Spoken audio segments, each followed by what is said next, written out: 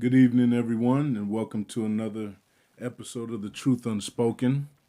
Glad to have you all back with us, and pray that everyone is doing well. And we want to give a thanks and shout outs to those that have been joining with us and standing with us and sending in encouragement and support. Thank you for hitting the subscribe buttons and the like buttons and sharing the podcast link. And we're just so everyone understands, there's lots of areas that we're going to cover as the months go on, exposing all of the attributes and all of the things that are deceitful, deception, manipulation for gains of money and control and oppression. It's funny. I had a guy that acted like he wanted to join with us, right? And when he actually, he was saying that, he's a Christian and he's, you know, looking for content and things like that. But when he actually watched one of my podcasts, he started saying all these different things about, I didn't know what I was talking about, and I didn't understand the difference between the government funding uh, schools and things like that. And he made it real clear, I'm a Democrat, and he was supportive of what's going on in the public schools. That's what the bottom line boiled down to. So I had to let him know that I'm very aware of what's going on, and the point that you're pointing out is not what I'm pointing out.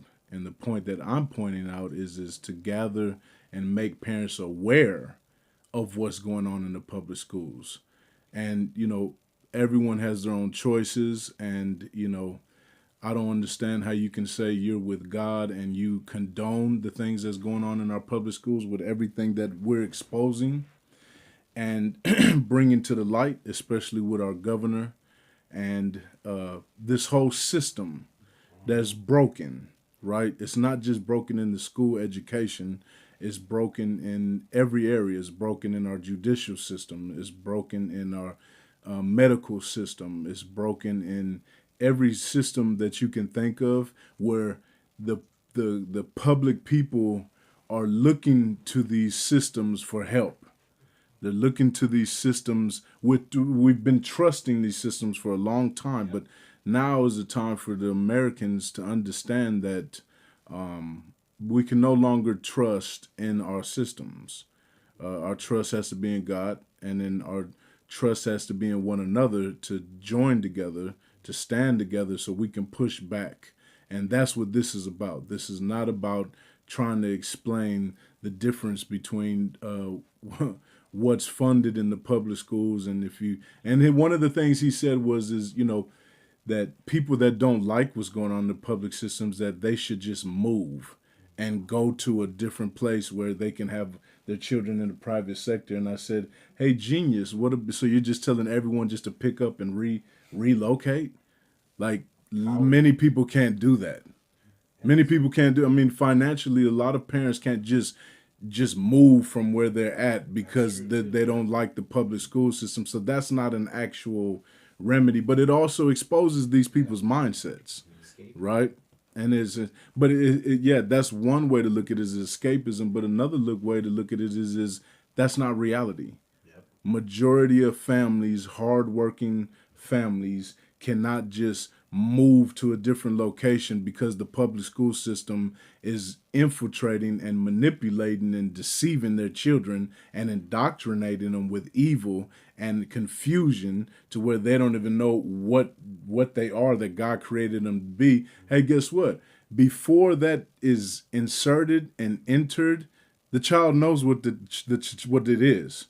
It's not until an adult influences them and shows them, or plants a seed, as we've watched and we've seen of many testimonies of the transgender victims, children, where they're getting up and speaking in front of Congress and getting up and crying out for help, saying, us that really we were tricked, but then we don't want to do it. They're negated. They're then treated as though they're no one. And so as soon as they come to their senses and say, "Hey, no, I was born a girl and I want to remain a girl," then they're disregarded. And so, there are many people that are in agreement with that, but most common sense, sensitive, caring parents and adults, yeah, they're not looking for they're not looking for someone to take control of their children. That's not what we're looking for. Right. We're not looking to hand over our parental rights to someone else that is destroying children. So, there's always going to be people that agree with wickedness, and then there's always going to be people that don't agree with wickedness and don't agree with harming and hurting children. And we went over these different things many, many, many times, and so we're just going to keep on. That lets me know, hey, guess what? We're getting attention, right? And that's what it's about. It's about getting those type of people to understand that we're waking up, and to understand that we're not going to just lay down, and understand that you don't have a right to take our rights away of being parents, right?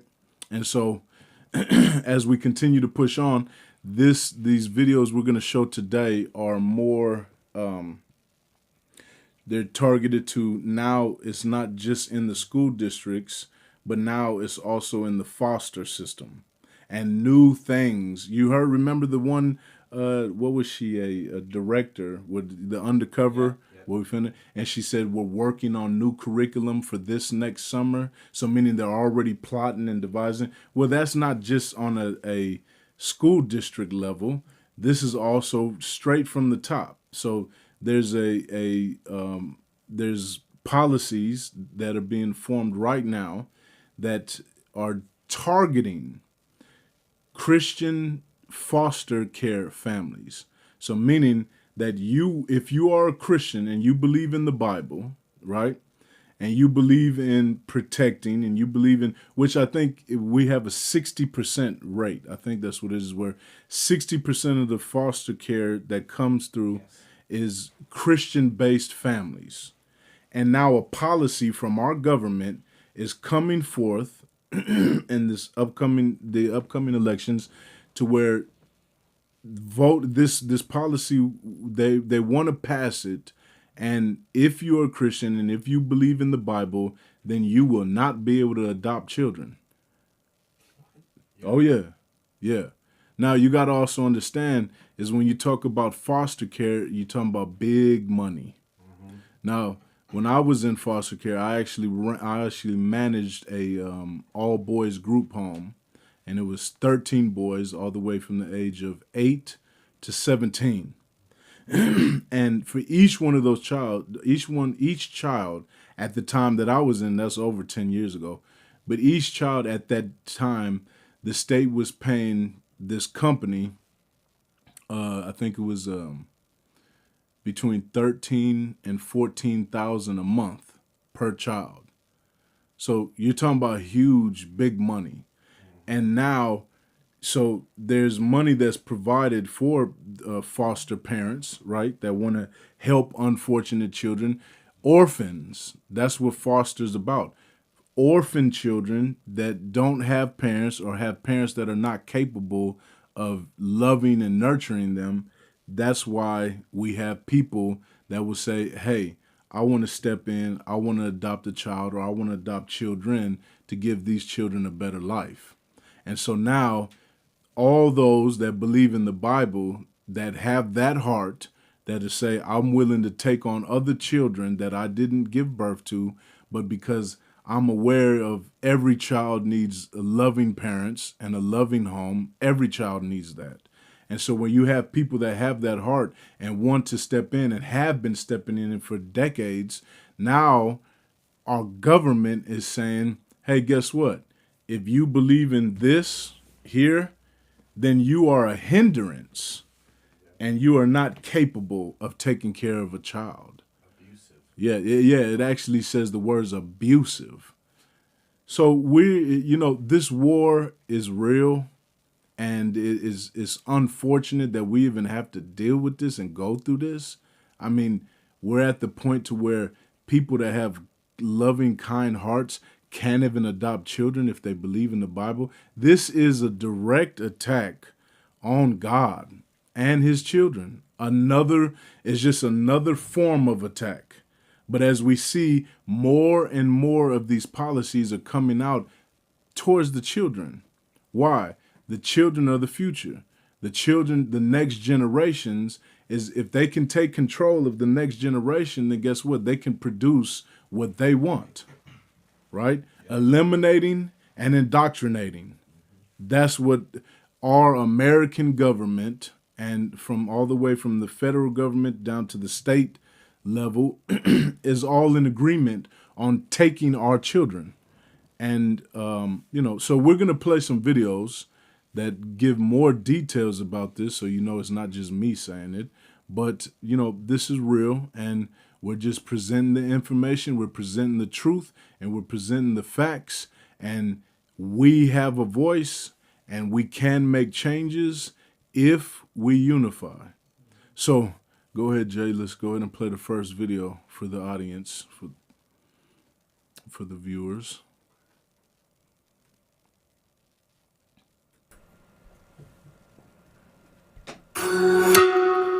A proposed rule change in the foster care system meant to add an extra layer of protection over a child's gender identity could end up backfiring on the entire system, according to more than a dozen Republican state leaders asking the Biden administration to reverse course. 19 Republican attorneys general say the proposed rule would steer Christian families away from opening their homes to a growing number of kids who need them, and point to a lack of evidence that the law is even necessary. Here's what the rule states. To be considered a safe and appropriate placement, a provider is expected to utilize the child's identified pronouns, chosen name, and allow the child to dress in an age-appropriate manner that the child believes reflects their self-identified gender, identity, and expression. A provider who attempted to undermine, suppress, or change the sexual orientation, gender identity, or gender expression of a child, including through the use of so-called conversion therapy, would not be a safe and appropriate placement. The attorneys general argued the language used would deter faith-based organizations and Christian parents from fostering, based on their traditional religious views on gender and sexuality. Therefore, they argue the rule would infringe on the First Amendment right of religious freedom. In a letter, the Republican leaders say the rule will remove faith-based providers from the foster care system if they will not conform their religious beliefs on sexual orientation and gender identity. States need faith-based organizations in their foster care system.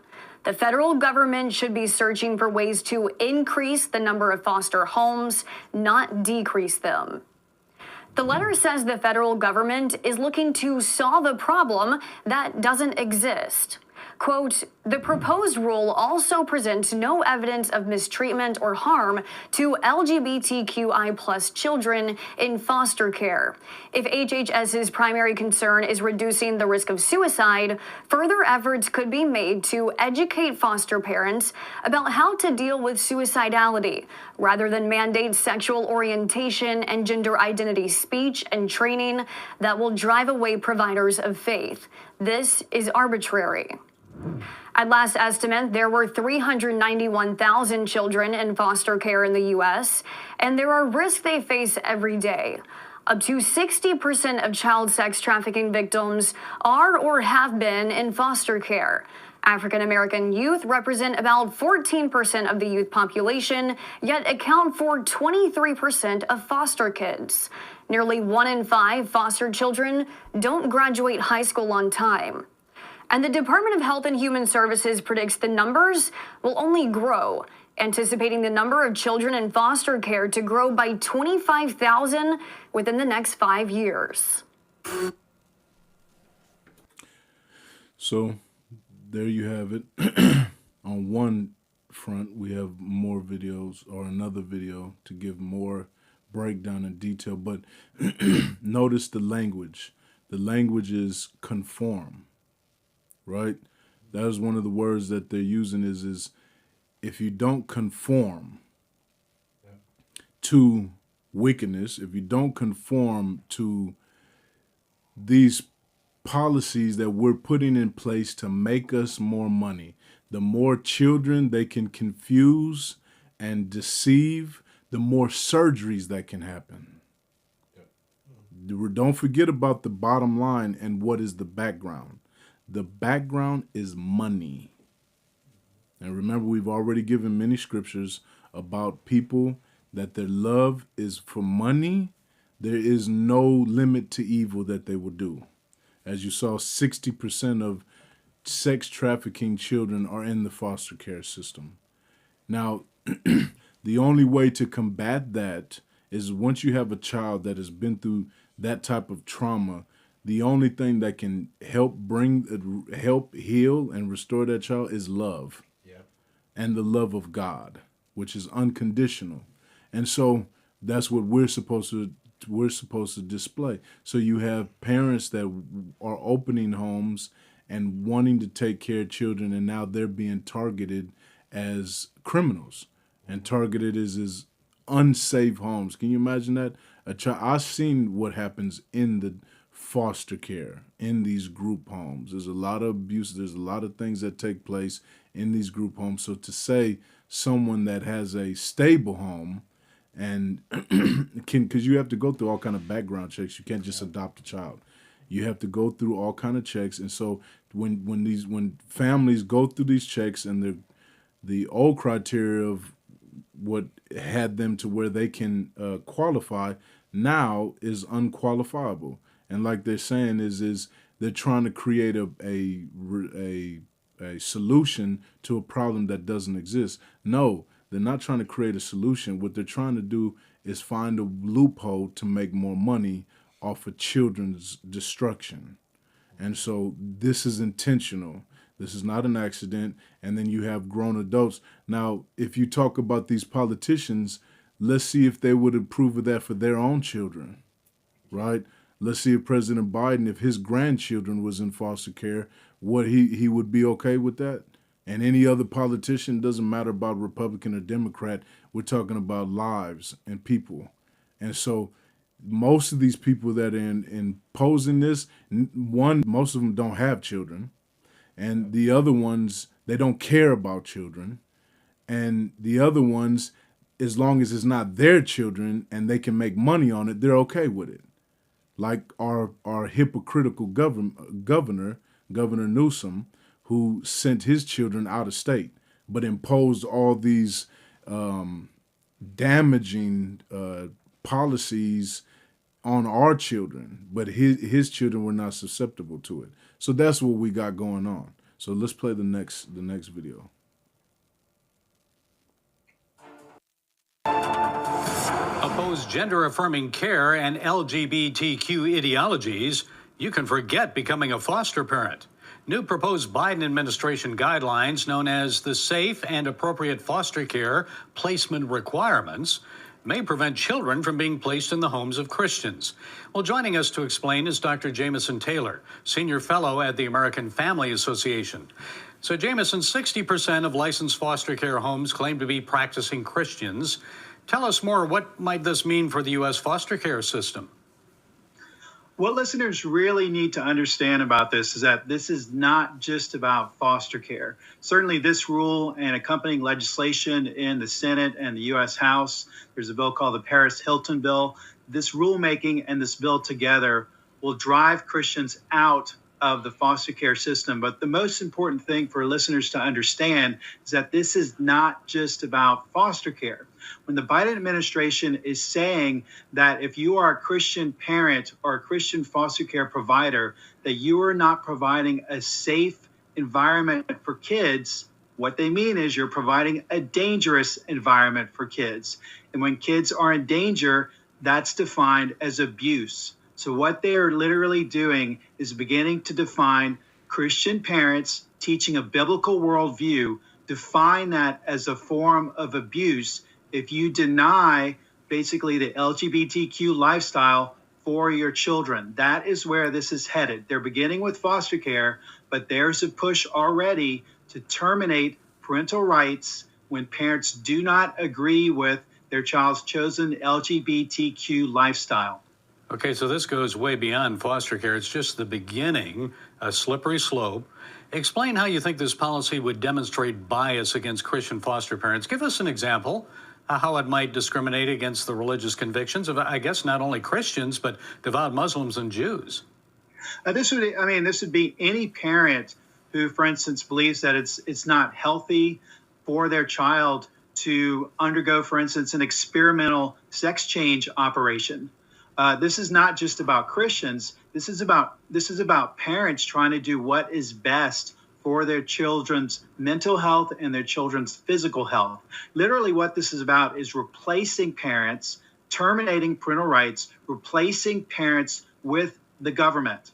And we're seeing this in states like Minnesota and California that are so-called trans refuge states. What that means if a state is a trans refuge state is that they're allowing kids, let's say from Mississippi or Texas or wherever it may be, those kids, let's say they you meet a man online, and this friend drives you to Minnesota and you get a sex change operation. The state of Minnesota is not going to allow the parents of that child to get their child back. They're essentially terminating those parental rights and putting that child into the Minnesota foster care system, terminating those parental rights and, basically allowing that child to go through an experimental sex change procedure. And we're well beyond the slippery slope, frankly. The Biden administration is doing everything that they can to terminate and weaken parental rights in every possible way that they can. Are members of Congress, state legislatures doing anything to try to stop this new policy? What can people do about it? Yeah, there has not been enough pushback. I think, one, it begins with the churches. Churches have to get political, and that means they have to stand up for their rights because their rights are being terminated. The rights of Christian parents are being terminated. Again, this is already happening in states like Minnesota and California. What the Biden administration is trying to do is to make this nationwide. Contact your governor and ask your governor to fight the Biden administration's efforts in foster care, to fight their attempts to push Christians out of foster care. The second thing that people need to do is contact your U.S. House member and your U.S. Senator and tell them to vote no on the Paris Hilton bill. This is the bill that would drive Christian foster care providers out of foster care. It would drive Christian group homes out of that setting, congregate care settings. Call your U.S. House member and your U.S. Senator and tell them to vote no and to do everything they can to oppose the Paris Hilton bill. We have good Republican conservative lawmakers that are sponsoring this legislation, like Tommy Tuberville in Alabama. They need to know that this is very dangerous for Christian providers. The third thing that people need to do, and this really hits home, is you have to take away your kid's phone or don't give them a smartphone. Number one. Number two, get your kids off of social media. And then number three, if you can, pray about it. If you can, take your kids out of public school because it's phones, it's social media, and it's public schools that are the main propaganda points for the LGBTQ lifestyle. And so parents have, you have to begin where you are. Begin at home. You have to protect your kids from these ideologies that are being forced onto them. You have to protect them from the predators that they're meeting online. And again, we're literally in a situation where a child can meet someone online and then accompany that person to a state like Minnesota. The child undergoes an experimental sex change operation and your parental rights are gone. Okay, promoting strong families, Dr. Jameson Taylor of the American Family Association. Thank you for providing those insights. We appreciate it. Well, you heard one of the remedies was taking children out of the public schools, which that's what we've been saying every single week, and creating a space, creating schools, building schools, private schools, charter schools, academies, so that we these are counter actions to the actions that they are doing, right? And well, one of the things he said is write your governor. That's not going to work for us in California. We're one of those transgender refugee. I mean, just listen to that verbiage. Like this, like we're a refugee state for transgenders, for people that they're deceiving and imparting these seeds of deceit and lies for money. And so us in California, we can't write our governor because he's one of the main ones. He's doing more than any other governor in the nation to make this state fully for mutilization. And so we have to understand that this is much bigger, and you can see. And the other thing I want to say is it's not about political parties. You have Democrats and Republicans supporting this, right?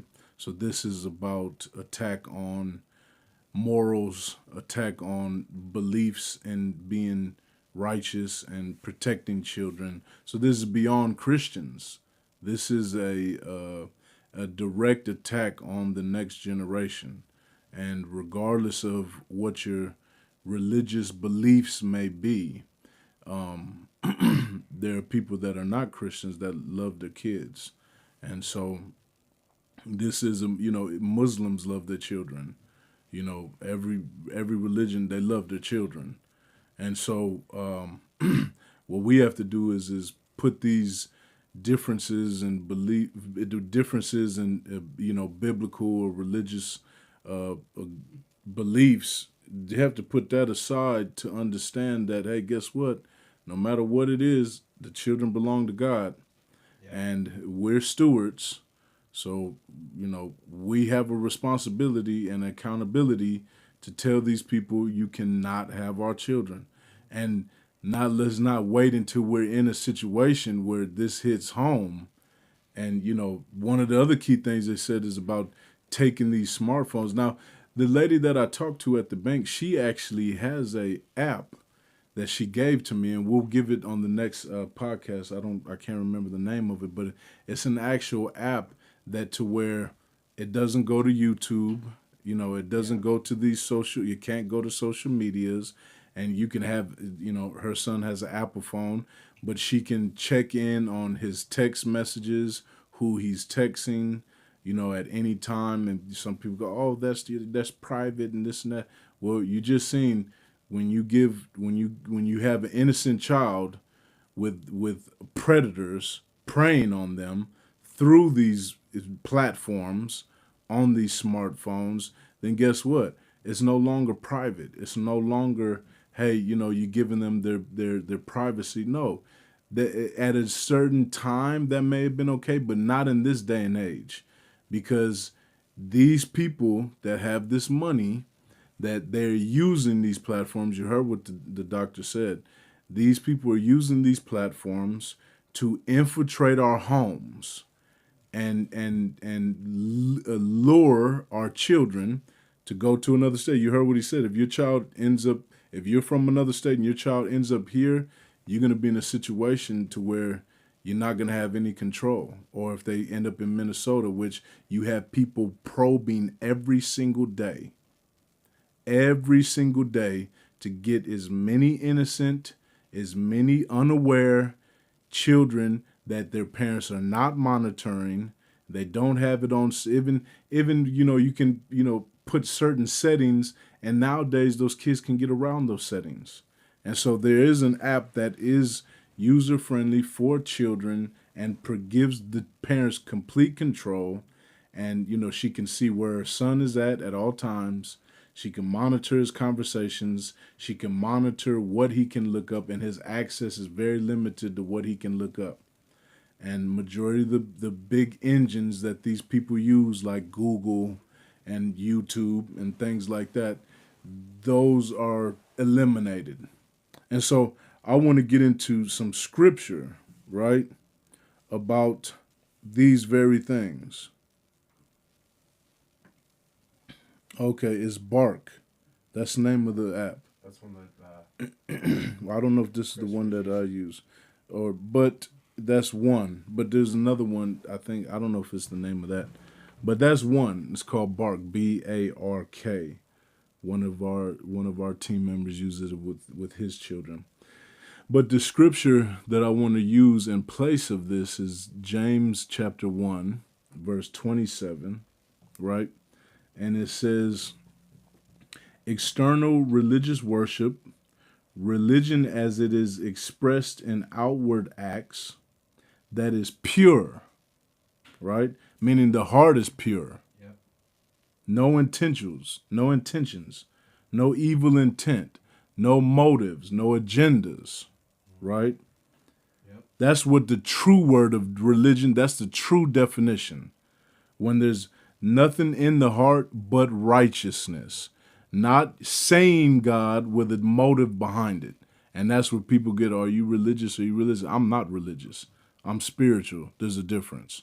And so, but the true definition of this, of the word religious, is actually in a worship from a righteous heart, right? True intent, and it says that is pure and unblemished in the sight of God. That is true religion, right? It says, inside of God the Father is this, to visit and help and care for the orphans and widows in their affliction and their need, and to keep oneself unspotted and uncontaminated from the world. Now you see, the words that they were using was conform, right? And also in the Bible it talks about us not conforming to the world. So this is a direct attack on us that believe in the opposite of what they're saying. They're saying that we must conform to the world or we'll be penalized not to help orphans in their afflictions, in their pain, in the traumas that they're going through. According to the Bible, it's our job to do that. See, that's how we believe. That's why we have this channel. This channel is solely for protecting and saving the children and letting everybody else know the truth, the difference between the biblical worldview, like they just said, biblical view, not biblical worldview, biblical view. Well, the biblical view is 60% of families that are in foster care that want to take on children. Majority of them, this is how they're coming. They're coming from an unblemished heart. I can't speak for everyone, but what I'm saying is the motive, majority, what they're directly, you got to understand, this is a direct attack. This is a direct line, specifically for those that believe this with righteous hearts, with pure hearts, that want to care for orphans. That should be all of us, right? But they're directly saying that if you believe this, then you're providing a harmful and abusive environment for children. Now that's completely the opposite. So what do we have to do? We have to understand, what are we up against? We have to understand the time to stand is now. The time to speak out, and when I say speak out, I'm not talking about going to City Hall with signs and marching around shouting. That's not going to do anything. I'm talking about, hey, you heard what the man said, and I've been saying it for years actually, is take your children out of the public school. Now, I'm not going to say with the man who's in agreement that wanted to comment and say, I didn't know what I was talking about, but he's obviously very ignorant, because I'm not talking in confusion. I'm talking in clarity.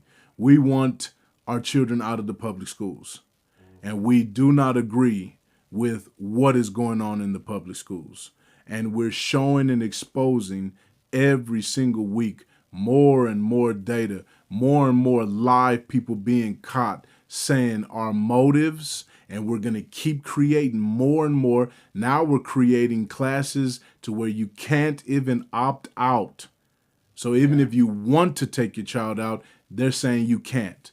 That is called bondage and slavery. Yep. That is called dictatorship and control. That is called we own your children and you can't do anything about it. Now, I don't understand, how much more clear you can make it. Yep. Right? And so we're on the opposite end of that saying, no, you can't. And no, you won't. But if we don't unify and start acting, then we're giving them more and more power, right? It's like you said, the church has got to get political, meaning the churches have to get involved. Righteous people have to get involved, and they have to start doing action. Yep. And I keep saying one of the biggest actions is take our children out of these schools, right? Let's plan a week. Just plan a week to where we're going to have 100,000, 500,000, 10,000, however many people that are not in agreement with this to say we're going to keep our kids out of school for a whole week. If we do that, we will definitely get attention. And guess what? They're doing it in France. Remember I talked about the trash? Well, guess what? Now they're doing it with the manure, the farmers. And we're going to show more of that next week, right? To where, listen, I lived in France, so I understand how they work. When the train system shut down, the plane system shut down, and the busing system shut down, guess what? There was quick action.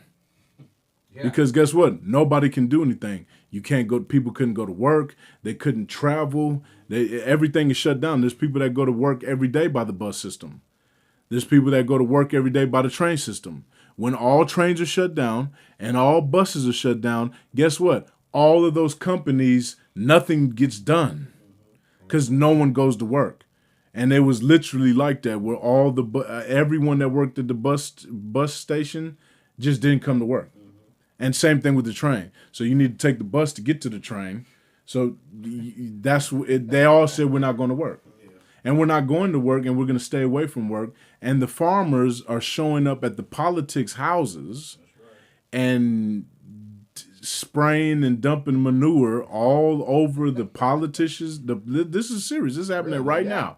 And they're doing it by the thousands. So it's not like a couple people. No, all the farmers said, we're going to act.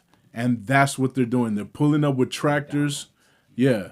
You said McDonald's? Yeah, they dropped a bunch of sod and grass right in McDonald's and rolled it in the front door. Guess what?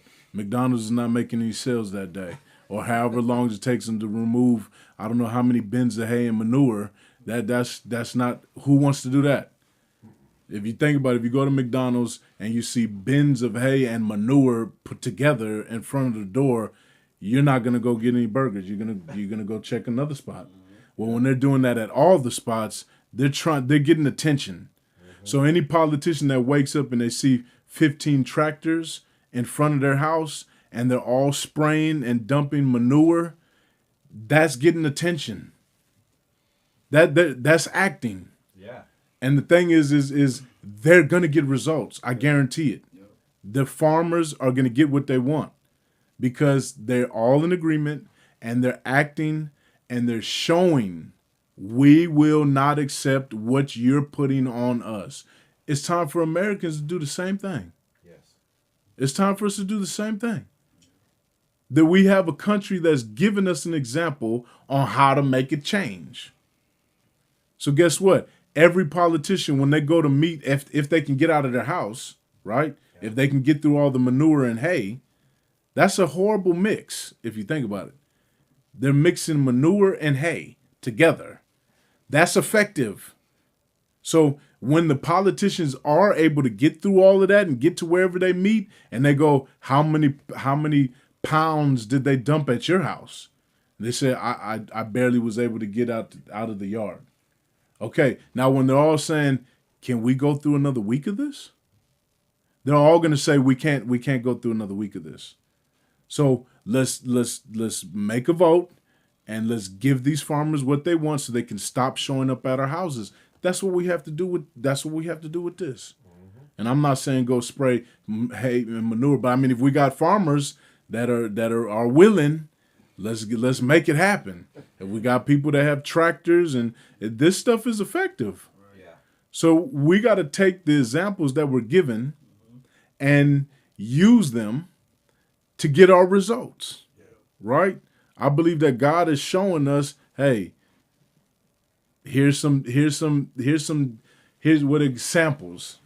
Here's some samples you can use to get some effective responses. Right? If we have 20 or 30 tractors that show up at Governor Newsom's house and do the same thing, I'm sure we're gonna get some results. And then every other politician, Republican and Democrat, start just going to their houses, and taking our children. Do all this simultaneously. Let's do something. That is the point. Let's do something. Let's move forward. And let's take action. And so, I'm going to keep saying this. I'm going to keep saying this until we get thousands and hundreds of thousands. A lot of people, they agree, they like it, but then they won't do anything. So we need to take the next step. If you agree and you recognize this as a problem, let's do something, right? Yeah. So reach out to us, send us messages.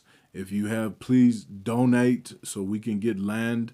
I actually was talking to a guy today about 33 acres in a city close to here, to trying to network and trying to put plans together so that we can really make this happen. And if we got to start small, we're already starting in our church preschool. And so, we're growing. It always starts small and then it grows. There's thousands and thousands of parents that have their children on waiting lists to get them into private charter academies. And so the more of those we create, the more chance we give our children. And then the more we let them know, you don't control us, you don't own us, you don't own our children. And, we're trying to reverse what California has become. Yeah. And not one person, not even 100 people. We need, thousands to stand up and say enough is enough. If they can do it in France, we can do it here. Right? Mm-hmm. So anyways, hit the subscribe button, share the links, share the information. We're internally grateful for everybody that has been watching, that has been tuning in, that has been giving positive feedback and encouragement. And, this is not an easy thing. We're going against the system. We're going against the grain. We're going against the oppressors, the dictators that try to claim that we're democratic or, constitutionally based. That's what we're supposed to be, but the day and age we're in, that's not happening. Now they're coming up with all kind of laws and policies to negate our Constitution, negate our rights, and treat us like slaves. Yeah. And so, share the link, share the contact. Please reach out to all the business people, people that need tax write-offs. We have a nonprofit that, we want to use to be able to obtain this land and get the ball rolling. So we're grateful. Please keep us in prayer. Please give us your feedback. Please present plans, everything that we can do to make this happen. Let's do it. Plans could be, hey, let's shoot for, April 1st, or let's shoot for, a week. The week we're gonna do the first week of April, or the first week of March. Like, let's start planning. Let's do this, right? Yeah. So, anyways, pray everyone out there has a safe weekend, and monitor, pay close attention to the kids, and recognize what they're doing, right? So God bless you, and this is the end of another episode with The Truth Unspoken. and we'll see you next week.